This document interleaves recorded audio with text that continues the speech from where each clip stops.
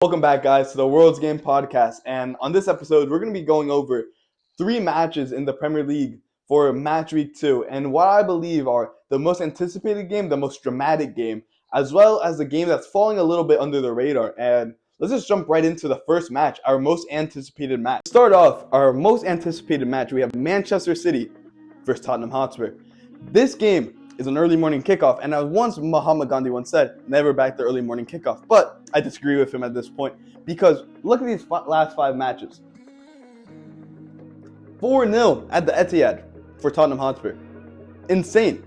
And I also remember a few late winners for the within this match, like Steven Bergwijn's goal, as well as Raheem Sterling in the Champions League.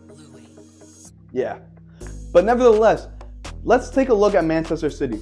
Manchester City lit the Premier League alight, winning 4-0 against Wolverhampton Wanderers last weekend. And the only place to start a fire that is easier than against Wolves is probably with a flint and steel in Minecraft. But nevertheless, I want to focus on Pep Guardiola's reinforcements in Tijani Reinders, Ryan Inuri, and Ryan Cherokee, who were players that really just looked like they fit into the system effortlessly. And just how Pep keeps getting away with this, I do not know, but Pep's team will dominate the game possession-wise and have more control of the ball.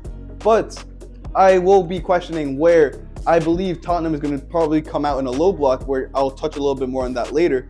But Man City will struggle a little bit to get those chances into the final third. That's why I believe their key player in this match will be a player like Ryan Cherokee or Omar Marmoush, who are just incredible at being one-on-one players and create direct opportunities when nothing really is coming alight. And to have these type of players on your team is always a bonus, especially for this Manchester City team. Now, going into Tottenham Hotspur, I expect this Tottenham team to line up more similarly to how they did against PSG, playing with a low 5-back compared to how they did at Burnley in a 4-3-3. This is because I believe that Manchester City is a very dominant team similar to PSG, and Tottenham won't have much of the possession, but they will strike in physical aspects, especially across 50-50s in the middle of the park with players like Papa Mate Sarr, Joao Palhinha, and Rodrigo Bentancur. This is very crucial because I believe that we should analyze this Tottenham team more similarly to a team like Brentford, where Thomas Frank was managed and gave City a tough time last season. Last season, tying 2-2 as well as losing 2-1, but in both games, just putting up an incredible fight, and where Manchester City it seemed as if they were overwhelmed against this Brentford side. I believe that the key player in this game between Manchester City and Tottenham from the Tottenham point of view will be Papa Mate Sarr, because he's a player who's impressed me significantly so far in this season, where playing incredible games against PSG, as well as being able to find that final third pass, as we saw again when he played Brennan Johnson in behind on the weekend.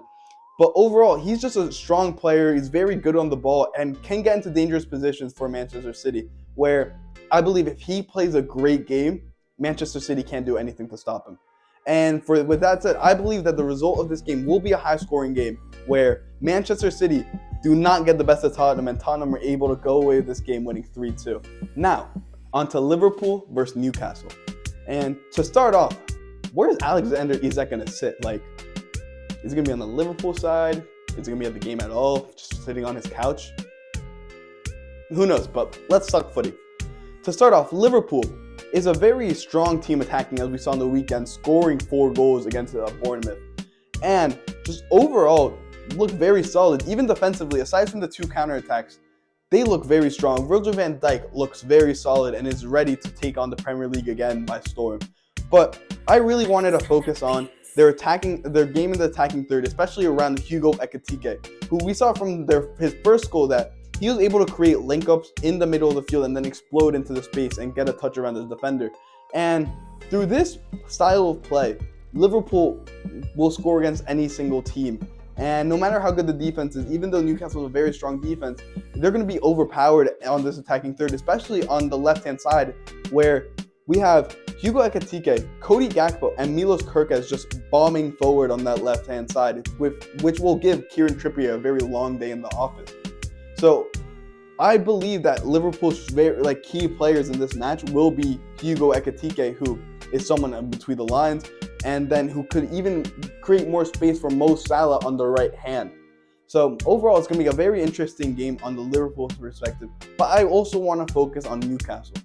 Newcastle, looked very defensively sound, but as I said in last episode, they're missing a striker. They're missing someone who's prolific and getting these opportunities in the goal. And I'm just curious how they're going to line up, because they were very strong with just getting forward and getting into the right places, just they didn't have someone to finish it. With Harvey Barnes being a strong attacker against Aston Villa last week, as well as both Anthony's Alenga and Gordon were explosive, and Anthony Gordon creating that chance to get Konza a red card, as well as missing a very opportunity that he probably should have scored. But nevertheless, I expected this game to be very dramatic, a lot of tackles, and for Newcastle's highlight, I think their defense and Nick Pope are going to have to do a lot of work in just absorbing the Liverpool pressure, and I'm not too sure how they're going to be able to handle all of those forwards. But so, with that said, I expect this game to be a 2-0 win for Liverpool. Now, for the most underrated match, we have Crystal Palace versus Nottingham Forest. And let's switch it to this side to look at the last 5 results. Boring! Like Homer Simpson said. But nevertheless, 3 things that make me excited for this match is 1, just a recent history between Nottingham Forest demoting Crystal Palace down to the Conference League. Just think about that. That's absurd. Crystal Palace lost their Europa League spot because of Nottingham Forest. Granted, there's other reasons, but nevertheless, pretty cool. And then the 2 shit houses we have on the board, we have Mateta, who's probably in the room with me right now somewhere, and then Chris Wood. 2 strikers who just love to score and bring the game back, bring the energy back into the Premier League. Very Barclays-esque players, just incredible. And then lastly, the last time Crystal Palace beat Nottingham Forest was in 2011. Glenn Murray scored. Glenn Murray. That's 14 years ago. Insane. But let's get into Nottingham Forest, which Nottingham Forest play a very grit and determination counter-attack type football, which is just amazing to see, because you see players like Anderson who are just dogs in the middle of the... why do you think I had this on my sweater? He's a dog. He gets an assist off of a recovery. That's insane work. He plays Chris Wood in on a recovery ball. Just amazing. And Chris Wood turns into Fernando Torres and dribbles across the keeper. Just amazing.